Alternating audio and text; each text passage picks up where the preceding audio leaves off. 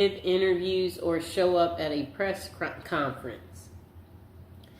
If so, be sure to change your phone number and set up a new P.O. box beforehand to avoid being, having so many requests sent your way. You may also consider forming a blind trust through your attorney to anonymously receive the money, keeping your name out of the spotlight. Next thing, put together a team. You're going to need a lawyer, accountant, a financial advisor who have experience with large financial windfalls. Finding them should be one of your first steps before you claim your money. Then it says make a general plan.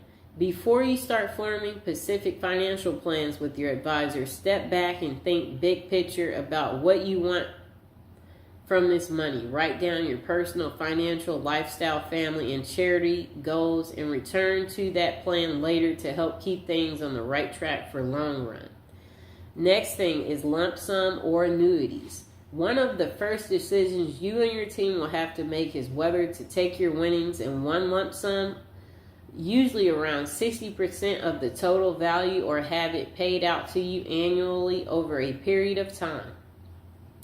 Long-term investments take a financial wisdom and restraint, but with careful planning, you may be able to grow your lump sum winnings larger than the future annuity payments would have been. However, if you need some structural help to keep from overspending too quickly, an annual payout is solid, responsible way to make sure you'll continue to have income through most of your adult life.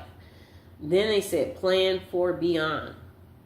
Sadly, winning the lottery is unlikely to also make you immortal. Work with your team right away to sort out your estate planning, including your will, so your family is taken care of if something happens to you.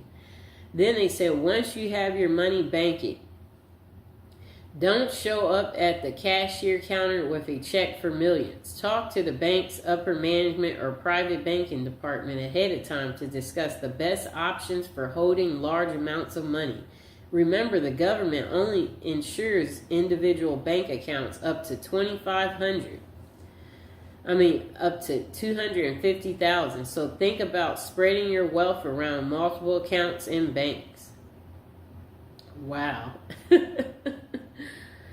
Setting a budget. Silly, right? You have all the money you'd ever need. Why do you need a budget? Actually, it's not silly at all. Sit down with your advisor and take a hard look at how much you really have after federal, state, and local taxes. What new annual expenses you'll have for things like property taxes and upkeep and paying your financial team, and how much you want to give to charity. Think about future higher education expenses for your family and how much you'll need in your golden years. Then set strict monthly and annual budgets for what's left over and stick to them.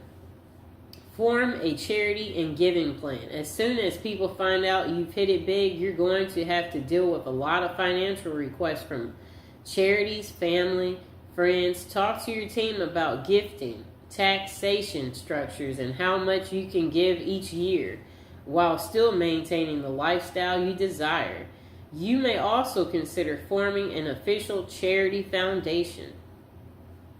Maintaining your perspective and sense of self. Don't quit your day job. Certainly not until you have your lottery money in hand, but even then, consider sticking with some sort of part-time work or at least a passionate hobby.